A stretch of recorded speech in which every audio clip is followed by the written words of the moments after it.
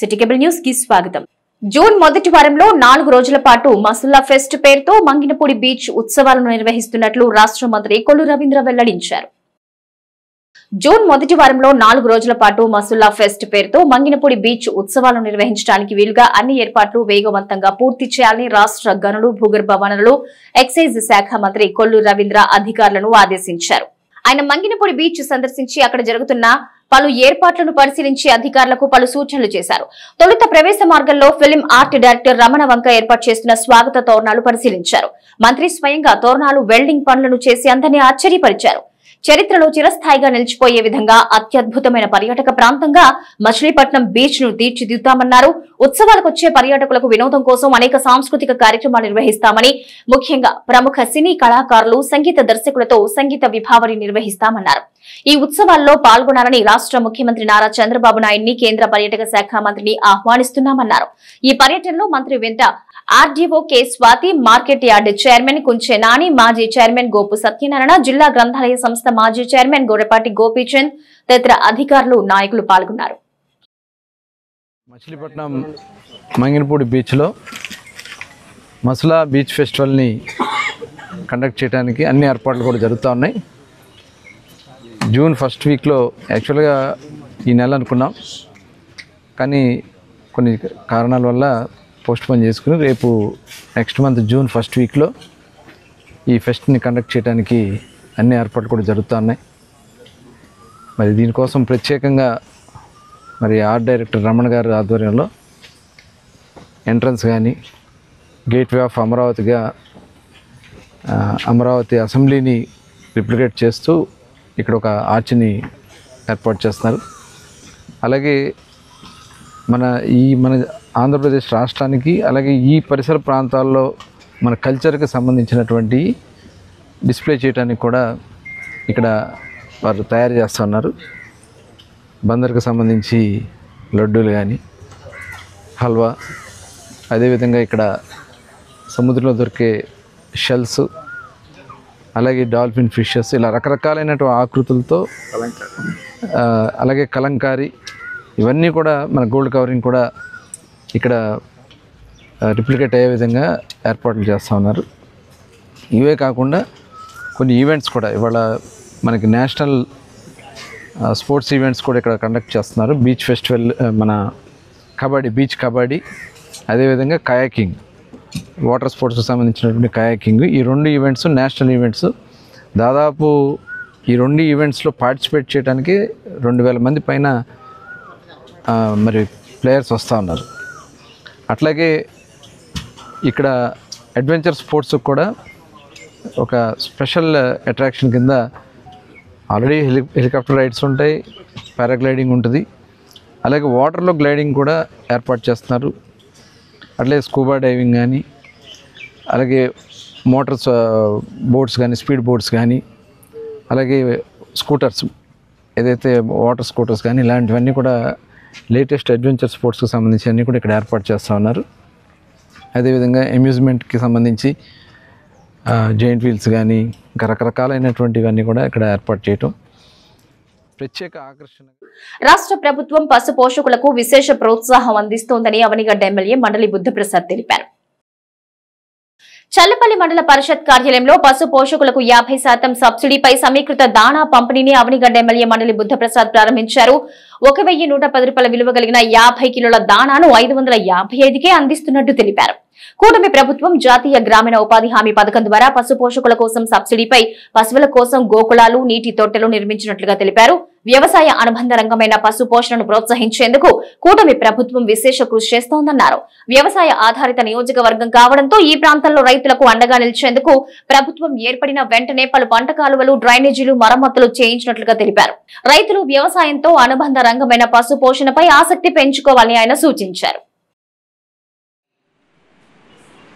వ్యవసాయంలో అనుబంధంగా ఉన్న ఈ పశు సంవర్ధక రంగానికి కూడా అత్యధికమైన ప్రాధాన్యత కల్పిస్తున్న సంఖ్య తెలుసు. ఈ రోజున 50% రాయితీపై ఇక్కడ పశుగ్రాసం ఇచ్చే కార్యక్రమాన్ని ప్రారంభిస్తున్నాం. ఇదే కాకుండా ఈ ప్రభుత్వం వచ్చిన తర్వాత 10% 90 మన గోకులాలు ఒకటి నిర్మాణం చేపట్టాం. దాంట్లో కేవలం 10% రైతుల పరిస్థితి 90% ప్రభుత్వం ఇచ్చి ఈ పనిక ఆహార పథకం కింద వాటి నిర్మాణం కూడా ప్రభుత్వం చేపట్టడం జరిగింది. దాంతోపాటు ఈ వేసవి కాలంలో ప్రత్యేకించి చాలా గ్రామాల్లో తాగునీటి సౌకర్యం లేక పశువులన్నీ కూడా ఇబ్బంది పాలే పరిస్థితి వస్తుంది. అలాంటి చోట్ల వల్ల ఈ తొట్టిల నిర్మాణం జరిపి ఆ పశువులకి దాహాన్ని పుట్టించే ప్రయత్నం కూడా ప్రభుత్వం చేస్తున్న ఎందుకంటే వారి రోజున కేవలం వ్యవసాయం మీద ఆధారపడి జీవించడం అనేది కష్టం. వ్యవసాయానికి అనుబంధంగా పాడి పరిశ్రమ ఖచ్చితంగా ఉండాలి. పాడి పరిశ్రమ మనం ఎంతగా వృద్ధి చేస్తే అంతగా ఆ రైతుకి ఆర్థిక అభివృద్ధి జరిగింది అనే విషయం ప్రభుత్వానికి తెలుసు కనుక ఈరోజు ఈ కార్యక్రమాన్ని కూడా ప్రభుత్వం చేపట్టిన విషయం చూసుకోవాలి. అలాగే వివిధ పథకాల ద్వారా గేదెలను కూడా మనం ఇచ్చే కార్యక్రమం చేస్తాం. అయితే నాణ్యమైన గేదెల్ని మనం తెచ్చుకునే విధంగా చేయాల్సిన అవసరం.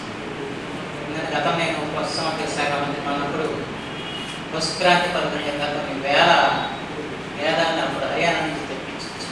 దానికి కారణం ఏంటంటే ఇక్కడ ఉన్నంతా మన దేశవాళీ పశువులు అంతా. సమ్మర్ హాలిడే క్యాంపుల ద్వారా జ్ఞాన వృద్ధి, విద్యార్థులకు కొత్త విషయాలు నేర్చుకునే అవకాశం కలుగుతుందని మున్సిపల్ కమిషనర్ బాపిరాజు పేర్కొన్నారు. ఏడేపల్లి శాఖ గ్రంథాలయంలో గ్రంథాలయ నిర్వాహకురాలు కోన వెంకటేశ్వరం ఆధ్వర్యంలో విద్యార్థులకు నిర్వహిస్తున్న వేసవి శిక్షణ తరగతుల కార్యక్రమాన్ని మున్సిపల్ కమిషనర్ CHVVS బాపిరాజు పర్యవేక్షించారు. వేసవి సెలవుల శిక్షణ ద్వారా విద్యార్థులకు జ్ఞాన వృద్ధితో పాటుగా కొత్త విషయాలు నేర్చుకునే అవకాశం కలుగుతుందన్నారు. వేసవి సెలవుల శిక్షణ ద్వారా ఆరోగ్యకరమైన జీవనం, శారీరక వ్యాయామాలు, ఆటల ద్వారా ఆరోగ్యం కూడా మెరుగుపడుతుందన్నారు. ఈ కార్యక్రమంలో 45 division Telugu Desam party incharge PV Phanikumar, Yedepalli శాఖ గ్రంథాలయ నిర్వాహకురాలు కోన వెంకటేశ్వరమ్మ, ఉపాధ్యాయులు హరిశ్రీ, శేషగిరిరావులు పాల్గొన్నారు.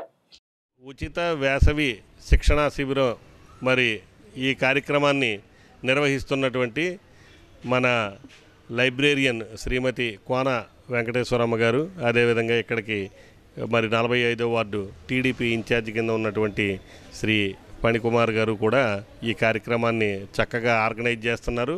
ఇందులో సుమారుగా 100 మందికి పైగా పిల్లలు మరి వారు ఈ వేసవి కాలాన్ని సద్వినియోగం చేసుకుంటూ ఆట విడుపుగా మరి చిత్రలేఖనం కానీ, అదేవిధంగా డ్యాన్స్ కానీ, కూచిపూడి కానీ, అదేవిధంగా స్టోరీ టెల్లింగ్ కానీ, అదేవిధంగా మిగిలినటువంటి అన్నీ కూడా కరాటే కానీ, ఇటువంటివి సంగీతం, నృత్యం, ఇటువంటివి అన్ని వాటిలోని కూడా రోజు ఉదయం 3 గంటలు, అదేవిధంగా సాయంత్రం 2 గంటలు ఈ 100 మందికి ఉన్నటువంటి పైగా ఉన్నటువంటి పిల్లలకి ఈ 50 రోజుల పాటు వేసవి కాలాన్ని సద్వినియోగం చేసుకునేటువంటి ఒక మంచి కార్యక్రమాన్ని రూపొందించారు. మరి ఈనాటి పిల్లలే, ఈనాటి బాలలే రేపటి పౌరులు కాబట్టి ఒక మంచి సమాజాన్ని తీర్చిదిద్దడంలో మరి వెంకటేశ్వరమ్మ గారి పాత్ర, అదేవిధంగా ఫణి కుమార్ గారి పాత్ర చాలా శ్లాఘనీయం.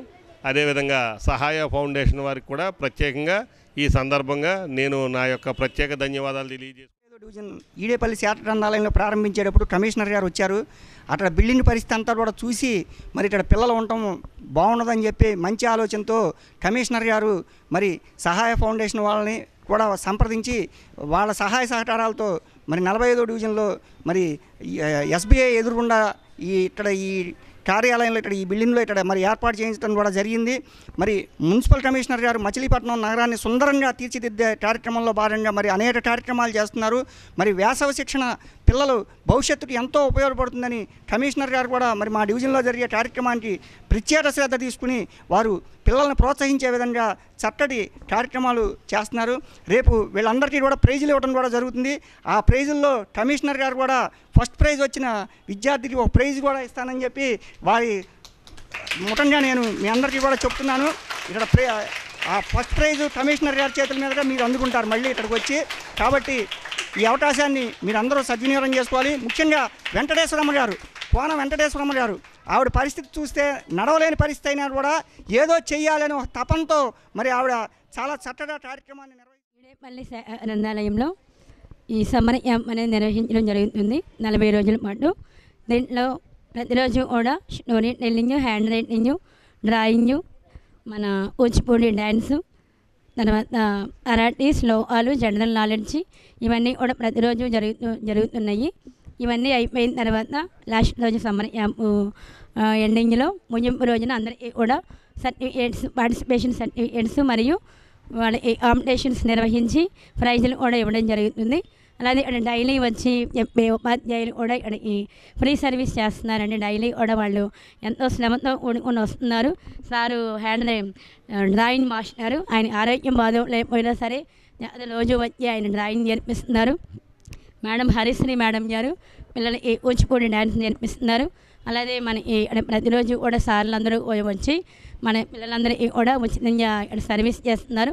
వాళ్ళందరికీ కూడా నేను వాళ్ళకి కృతజ్ఞతాపూర్వకంగా ధన్యవాదాలు తెలియపరుస్తున్నానండి. అలాగే మనకి లైబ్రరీ బిల్డింగ్ కొంచెం రిపేర్లో ఉండగా సహాయ ఫౌండేషన్ వాళ్ళు కూడా ఇక్కడ మనకి ఇక్కడ వసతి ఏర్పాటు చేశారు. ఇక్కడ పిల్లలందరికీ కూడా డైలీ ఇక్కడ క్లాసులు చెప్పుకోవడానికి వాళ్ళు పర్మిషన్ ఇచ్చారు. వాళ్ళకు కూడా ప్రత్యేక ధన్యవాదాలు తెలియపరుస్తున్నాను. అందరూ కూడా ఈ సమ్మర్ బంటుమిల్లి వ్యవసాయ శాఖ కార్యాలయంలో ఎమ్మెల్యే కాగిత కృష్ణప్రసాద్ రైతులకు వ్యవసాయ యంత్రాలు పంపిణీ చేశారు. రాష్ట్ర ప్రభుత్వం ద్వారా 50% సబ్సిడీతో రైతులకు వ్యవసాయ పరికరాలు ఆయన రైతులకు అందించారు. ఈ సందర్భంగా కాగిత కృష్ణప్రసాద్ మాట్లాడుతూ రైతుల పక్షపాతి ముఖ్యమంత్రి చంద్రబాబు నాయుడు అన్నారు. బంటుమిల్లిలో 93 మంది రైతులకు 17.63 లక్షలతో విలువ చేసే పరికరాలు రైతులకు అందజేశామని, అదేవిధంగా కృతివేణు 128 మంది రైతులకు 25.74 లక్షల విలువ చేసే వ్యవసాయ పరికరాలు అందజేయడం జరిగిందని తెలిపారు.